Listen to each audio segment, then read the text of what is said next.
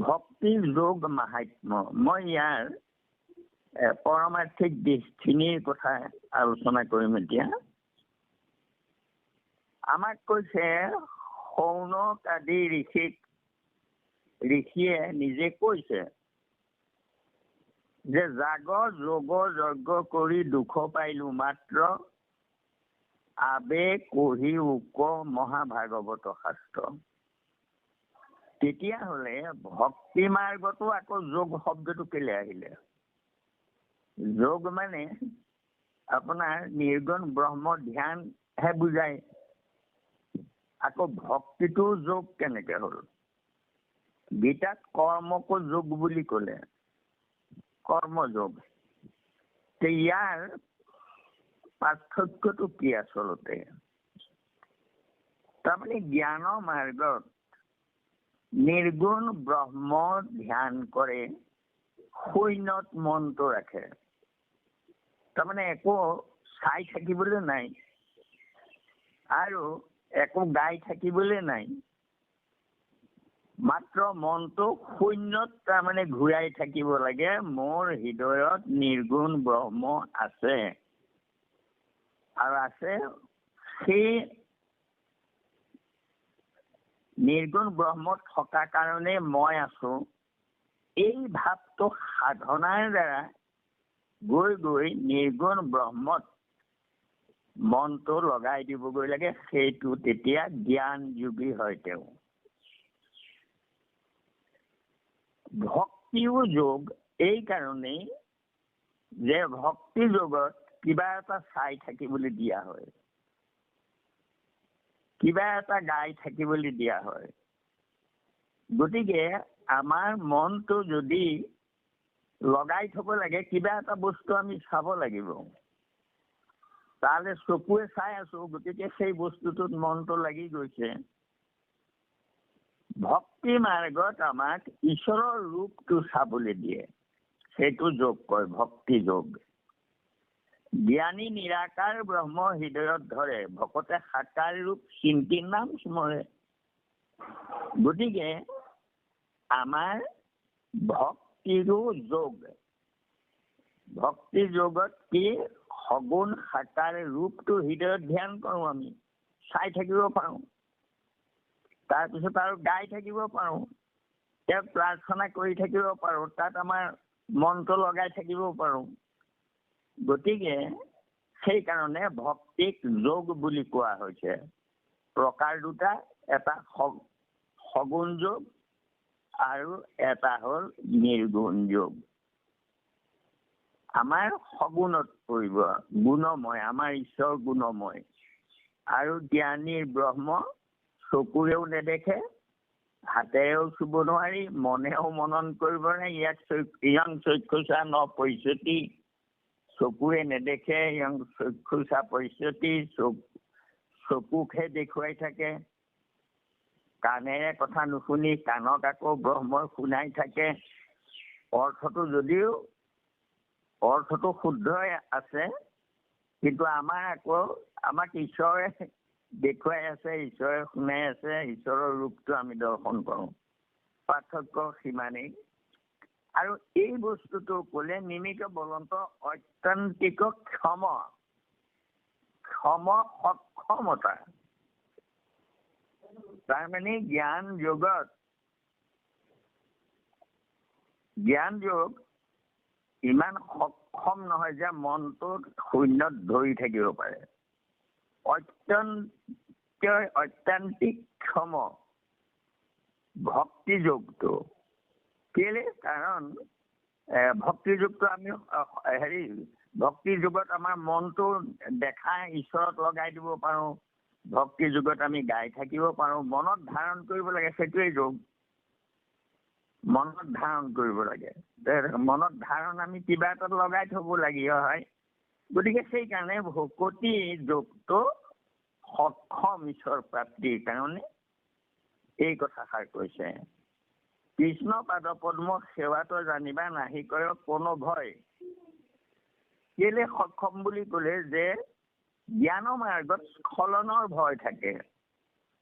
কাৰণ এয়া নিৰ্গুণ ব্ৰহ্ম ধ্যান কৰি আছে, ফটককে কিবা শব্দ এটা আহি গ'ল, কাণখন তালৈ গুচি গ'ল, গতিকে পুনৰ আকৌ সাধনা আৰম্ভ কৰিবলগীয়া হয়। গতিকে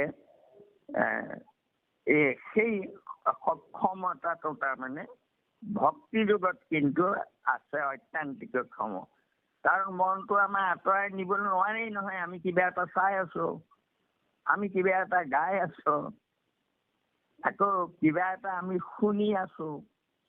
গতিকে তেতিয়া মনটো আমাৰ শুনাত লগাই থৈছো, মনটো আমাৰ চোৱাত লগাই থৈছো, মনটো আমাৰ গোৱাত লগাই থৈছো। তেতিয়া আমাৰ মন ইফালে সিফালে নাযায়। আৰু আমি এতিয়া ধৰক ভক্তি যোগত আমি তাৰমানে আছো। থকাৰ কাৰণে আমি কি কৰিছো, আমাৰ মনটো আনলৈ নাযায়। কোনোবাই মিউটটো খুলি থৈছে, সেইটোৱেও আমাক আমনি দিছে। কেলে? কাৰণ আমাৰ শ্ৰৱণত বাধা জন্মিছে।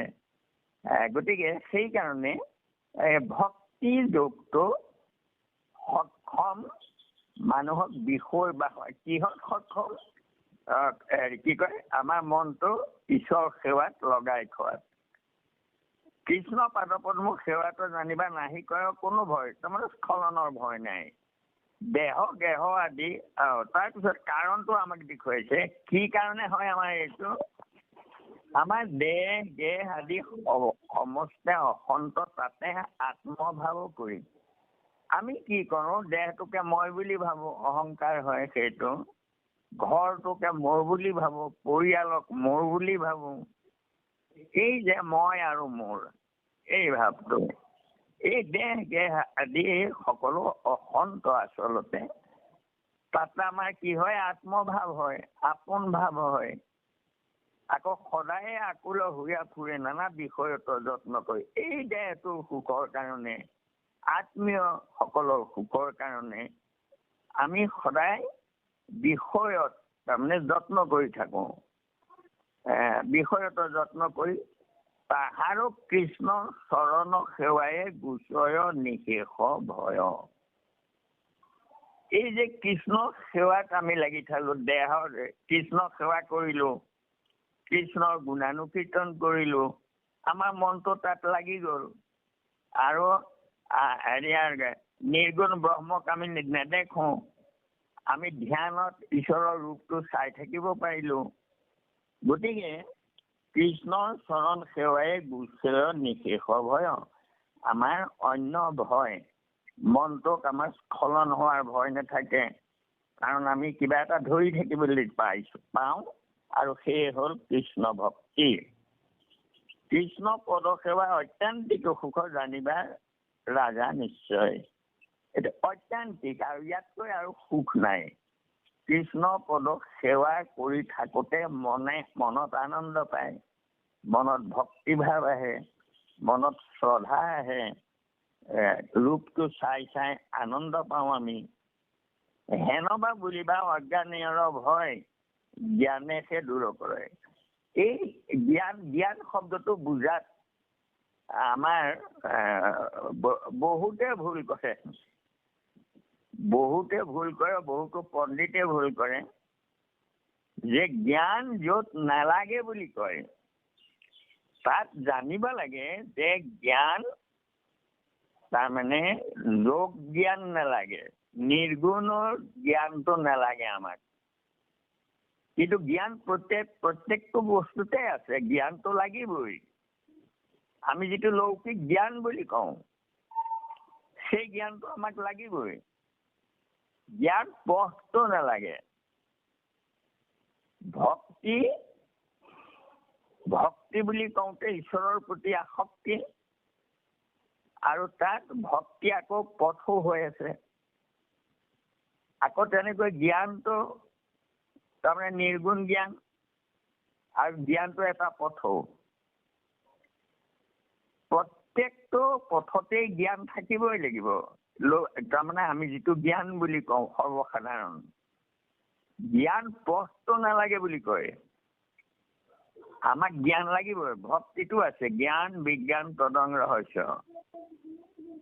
কৰ্মটো আছে, জ্ঞান বিজ্ঞান তদং ৰহস্য। কৰ্মপথত সন্ন্যাসী হয়গৈ ৰহস্য প্ৰাপ্তি হৈ। জ্ঞান পথত যোগী হৈ গৈ জ্ঞান বিজ্ঞান তদং ৰহস্যৰ প্ৰাপ্তি, প্ৰত্যেকটো পথতে জ্ঞান লাগে। কিন্তু য'তে নালাগে বুলি কয় তাতে জানিব লাগে যে জ্ঞান পথটো দৰকাৰ নাই বুলি কয়। আমাক জ্ঞানটো নালাগে বুলি নকয়। আছে জ্ঞান ভকতিৰ মাজে, পথটো নালাগে, ভক্তি পথতো জ্ঞান আছে। ভকতি কৰোঁতে জানা আপুনি উপজে জ্ঞান, ঈশ্বৰ বস্তু প্ৰভু ভগৱন্তক ভকতি কৰোঁতে কৰোঁতে গৈ ঈশ্বৰেই সৰ্বে সৰ্বা এই জ্ঞানটো আমাৰ আহি যায়গৈ। গতিকে আৰু নিৰ্গুণ ব্ৰহ্মই সকলে নিৰ্গুণ ব্ৰহ্মই সকলো বুলি ধৰেগৈ।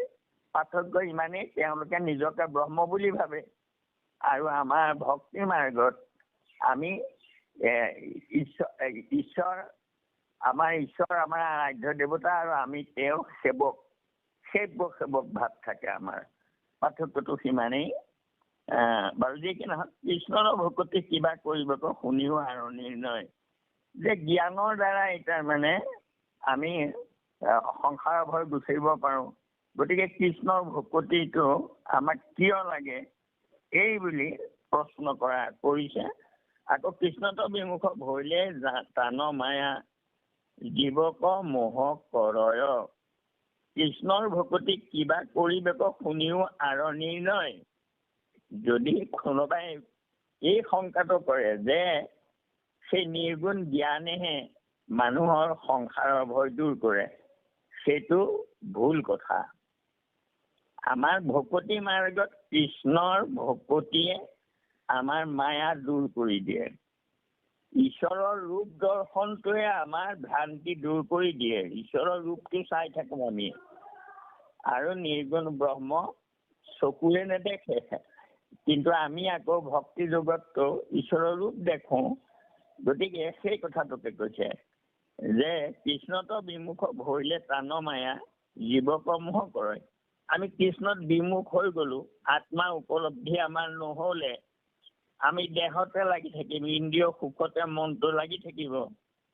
গতিকে সেইকাৰণে এই জীৱক মোহ কৰে, বিনাশী দেহতো কৰে অহংকাৰ। এইটো আচল অৰ্থটো যে আমাৰ বিনাশী দেহটোক মোৰ বুলি ভাবো। অহং দেহ নাহং দেহ সিদ্ধাত্মীতি ভাৱ। মই দেহ নহয়, মই সচ্চিত আনন্দময় ঈশ্বৰৰ অংশ, এই ভাৱটো স্বৰূপক পাহৰাই বিনাশী দেহটোত তাৰমানে মনটো লাগি যায়। স্বৰূপটো আমি পাহৰি যাওঁ। স্বৰূপ মানে কি? আধ্যাত্ম জ্ঞান, অৰ্থাৎ স্বনিজ ৰূপ। মোৰ ৰূপটো কি? ময়ো সেই ঈশ্বৰৰ অংশ, গতিকে মোৰ ৰূপটো ঈশ্বৰৰ দৰেই। গতিকে আমি সেই আত্মা দৰ্শন যেতিয়া হয় হলে তাৰমানে মই ঈশ্বৰৰ তোমাৰহে অংশ, আমি যত দিব যাক, এই ভাৱটো আমাৰ মনলৈ আহিব, তেওঁৰ ৰূপটো আমাৰ মনলৈ আহিব। পাৱে ভ্ৰান্তি ভয় দুখ শোকচয় ভুঞ্জয় নানা নিকাৰ দুৰ্ঘৰ সংসাৰে উপজয় মৰে নপাৱে দুখৰ পাৰ। তাৰমানে এই দেহটোত মই ভাৱটো এয়া কেলে বোধটো হয়, তাৰমানে এইটো আমাৰ দেহটো মায়াৰ নিৰ্মিত। আৰু এই দেহটোক মায়া বুলি কয়। মই বহুবাৰ এই কথাষাৰ কৈ আছো। য'তে মায়া থাকে তাতে মোহ থাকে, য'তে মোহ হয় তাতে শোক থাকে। গতিকে আমাৰ দেহবোৰক মায়া বুলি কৈছে, মায়াৰ নিৰ্মিত দেহটো। এই দেহটো মায়া বুলি কিয় ক'লে?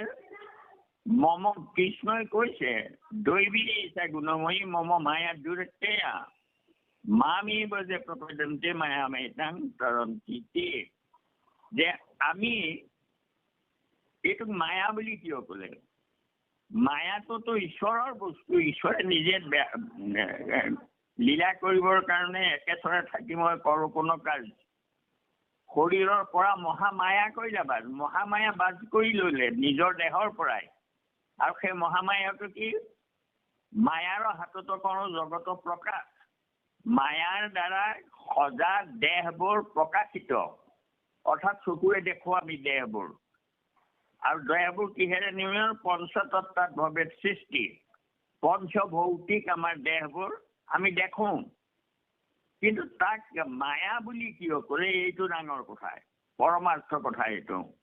মায়া বুলি এইকাৰণেই ক'লে যে এই দেহতে আমাৰ মতি ভ্ৰম হৈ যায়, আমাৰ স্বৰূপ পাহৰি যাওঁ আমি, মায়াৰ শৰীৰটোৰ প্ৰতি আমাৰ মোহ বাঢ়ি যায়। এই মায়াৰ শৰীৰবোৰক মোৰ আপোন বুলি ভাবি লওঁ আমি,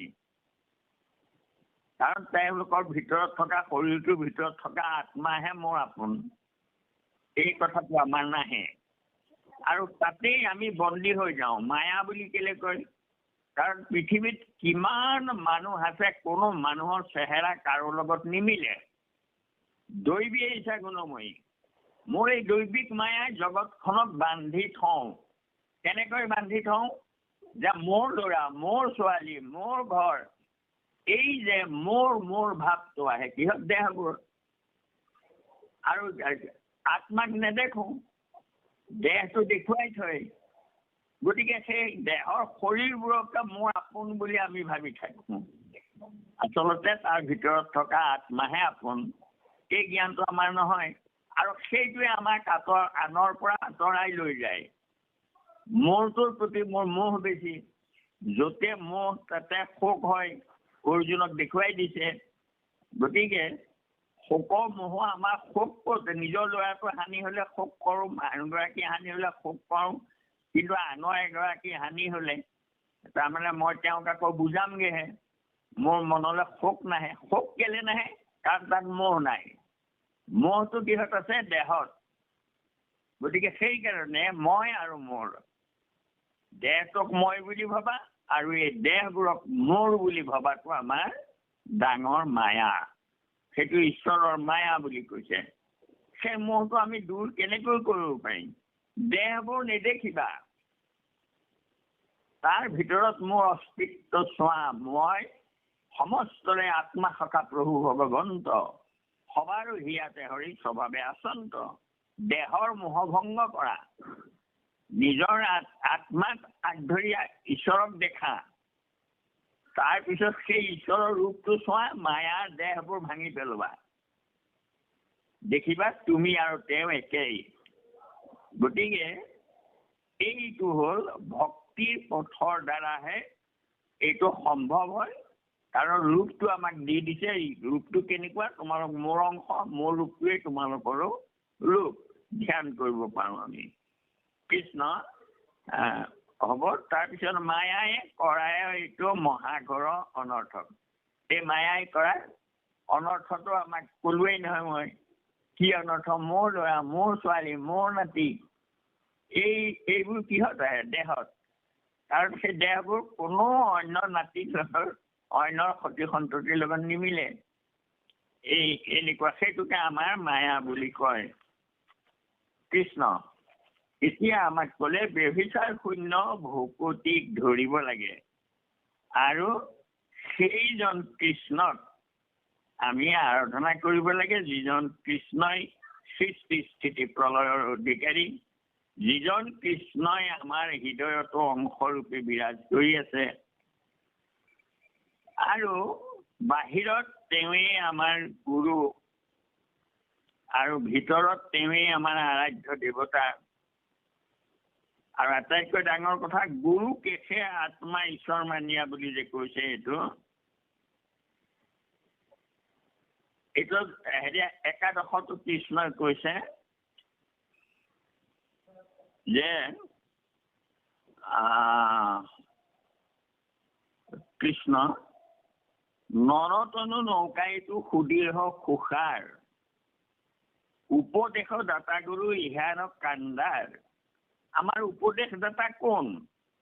মহাপুৰুষ শ্ৰীমন্ত শংকৰদেৱ আৰু মাধৱদেৱ। আমাৰ নৌকা সুদীৰ্ঘ সুষাৰ নৌকা, এই নৰতনুতহে ঈশ্বৰক আৰাধনা কৰিব পাৰো আমি।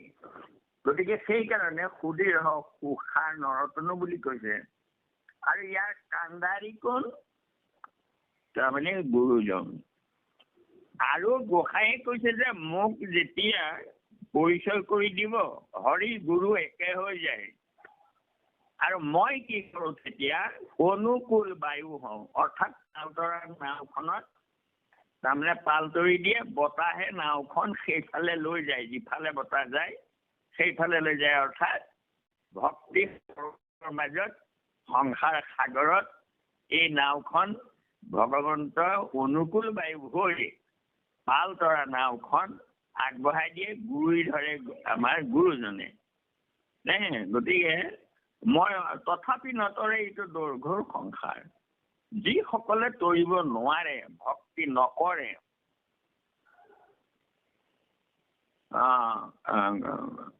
তথা দৈৰ্ঘ্যৰ মই অনুকূল তথাপি সেহি নৰে কৰে কৌতুকতে আত্মঘাত।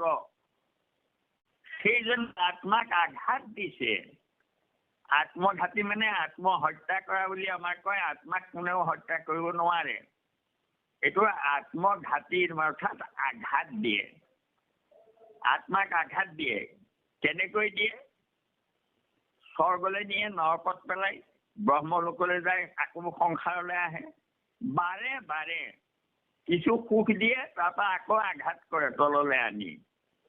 যে আত্মানাং তে ঘ্নন্তি যে স্বৰ্গাদি প্ৰাপ্তি হেতুনা ভূতানি কৰ্মানি কুৰ্বন্তি।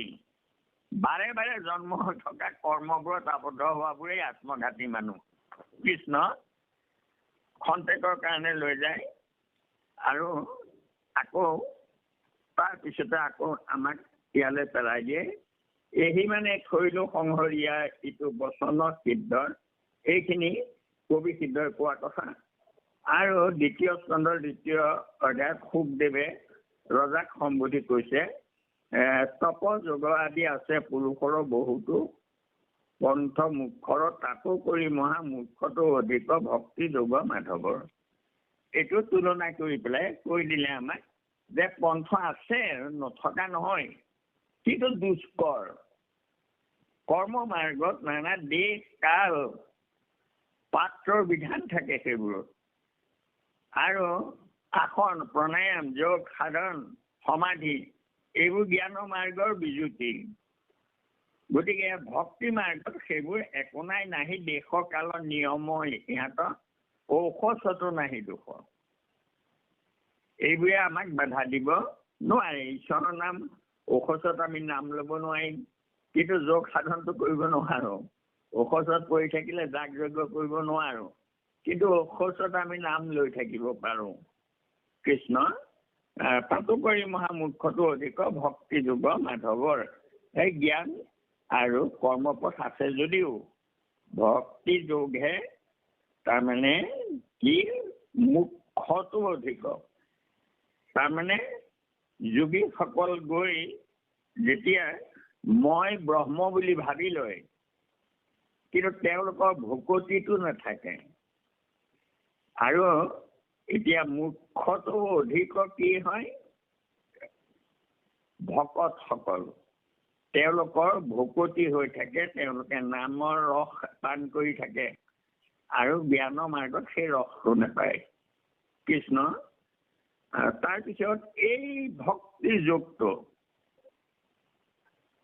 আজিও বহুতে ভুল ধাৰণা কৰি আজিও কৈ থাকে যে আমি বৈদিক, বেদৰ 10টা স্ৰষ্টা কোন? ন কশ্চিৎ বেদ কৰ্তাস্তি বেদ স্মৰ্তা চতুৰ্মুখা। বেদৰ স্ৰষ্টা কোনো নাই, বেদৰ দ্ৰষ্টা আছে। আৰু সেই বেদৰ দ্ৰষ্টা কোন? অৰ্থাৎ ব্ৰহ্মা বেদৰ দ্ৰষ্টা। আৰু বেদ তেওঁ স্মৰণ কৰিছিলে, আৰু ব্ৰহ্মাই যিটো স্মৰণ কৰিছিলে সেইটোৱেই বেদ। বেদৰ বস্তু সেইটোৱেই মুখ্য। এতিয়া ব্ৰহ্মাই কি সুমৰিছিলে, কি বিচাৰিছিলে, জানিব বিচাৰিছিলে? পদ্মতৰ উপজি ব্ৰহ্মা তাতে বহিছো, আৰু মই কোন এইটো কিবা একো নাজানো, মই কোন? আৰু এই দেখি থকাবোৰ কি? শেষত গৈ ভগৱন্তই জ্ঞান দিলে যে চব মই, চমুকে কৈছো মই, যে মই সকলো মই।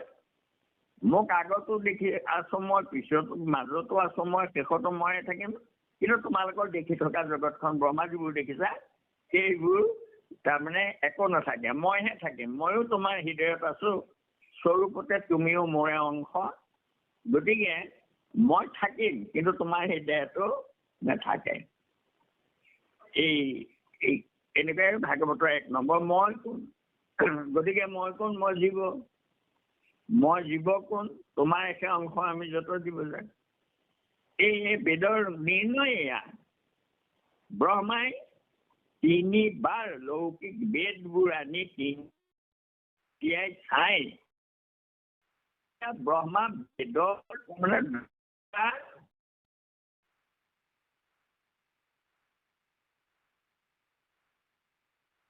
অজ্ঞানতাৰ বাহিৰে অন্য একো নহয়। যে কি নহওক, এতিয়া আমি আজি ব্ৰহ্মাই সংশয় আমাৰ নিৰাকৰণ কৰিলে। বেদৰ দ্ৰষ্টা কোন? ব্ৰহ্মা। ব্ৰহ্মাই কি পালে বেদত? একচিত্তে 3 বাৰ বিচাৰি ঈশ্বৰৰ নামহে পালে, আৰু আমি আজি সেই নামৰ অধিকাৰী হৈ আছো, আৰু সেই নাম আমি বিচাৰি আছো।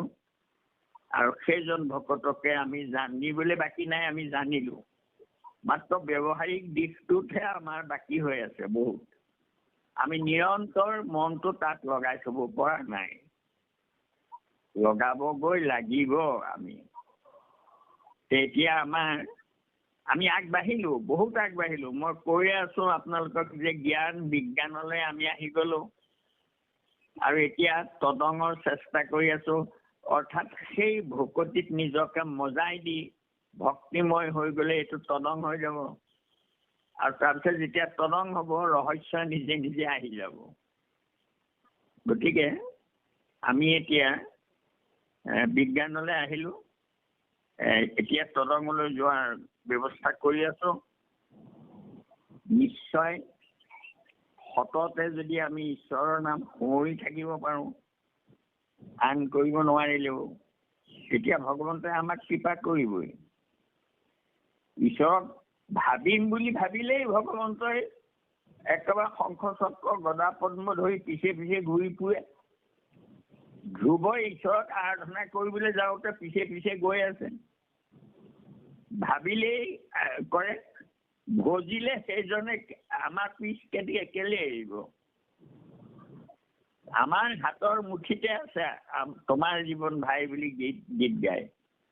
যে তোমাৰ হাততে আছে, তোমাৰ হৃদয়তে আছে, তুমি ধৰিলেই হ'ল। পঞ্চলগ্ন বস্তু যেনেকে ডিঙিত পিন্ধি থকা নেকলেছডাল খেপিয়াব দৰকাৰ নাই, হাত দিলেই পাওঁ। তেনেকৈয়ে আমি ঈশ্বৰক বিচাৰিলেই পাম। ইমান সহজ কৰি দিলে কৃপালু গুৰুজনে। গতিকে আমি সকলোৱে শ্ৰদ্ধাৰে ভক্তি ভাৱেৰে সঁচা অৰ্থত আমি ব্যৱহাৰ কৰিব লাগে। কৰিলে আমি শুদ্ধ সন্তবস্তু। মই কৰোৱেই যে আমি বিজ্ঞানলৈ গলো, এতিয়া তদঙৰ চেষ্টা কৰি আছো, আৰু সেইটো আমি হ'বগৈ লাগিব। ঈশ্বৰে কৃপা কৰিছে আমাক, আৰু কৰিব। আমি কোনো চিন্তা কৰিব নালাগে। মাত্ৰ ব্যৱহাৰিক দিশটোত আমাৰ অলপ পিছ পৰি আছো আমি, সেইটো কৰিলেই হ'ল। আৰু সেই কথাটো মই সদায় কৈ থাকো যে যলৈ যায় তাতেই গোসাঁইক লৈ ফুৰিব পাৰো আমি। মাত্ৰ অনুধাৱন কৰিলেই হয়, গোসাঁই মোৰ লগত আছে। আৰু চিঞৰি চিঞৰি আপুনি নেমাতিলেও হ'ব, সোঁৱৰি থাকিলেই হ'ল। মই অভয় চৰণত শৰণ লৈছো, গতিকে মোৰ ক'ত ভয় আছে? আৰু মৃত্যু ভয় গুচাই দিয়ে যিজনে, সেইজনৰ লগত যদি মই থাকো, মই কালৈ ভয় কৰিম? কি ভয় আছে? নিৰ্ভয় অভয় চৰণত শৰণ ললো আমি। আৰু ঈশ্বৰে আমাক ভয়ত ত্ৰাণ কৰি আছে, প্ৰতিটো ভয়ত। কিন্তু আমি উপলব্ধি নকৰো। মই যত্ন কৰি পেলাই সেইটোৰ পৰা ভাল হলো, এনেকুৱা মানুহে ভাবে। ভাৱটো তেওঁক এৰি যদি দিব পাৰো আমি, তেতিয়াহ'লে আমি ঈশ্বৰে আমাক ৰক্ষা কৰিছে। এই ভাৱটো যেতিয়াই আহিব, তেতিয়াই আমি ৰহস্য পালো বুলি ভাবিব পাৰিম। কৃষ্ণ মাধৱ এইকণ কবলৈ যাওঁতেও ঈশ্বৰৰ কথা গতিকে যদি কোনোবাখিনি অপৰাধ হৈছে, অপৰাধখিনিতো আপোনালোকে মাৰ্জনা কৰিব। অপৰাধ বিনাশন তজু নাম নাৰায়ণ, জানি নামে পখিলো শৰণে, আনৰ গতি নাহিকে মৰণে। অপৰাধ ক্ষমা কৰি তুমি দয়াশীল হৰি, মোক ৰক্ষা কৰি চৰণে, মোক ৰক্ষা কৰি চৰণে।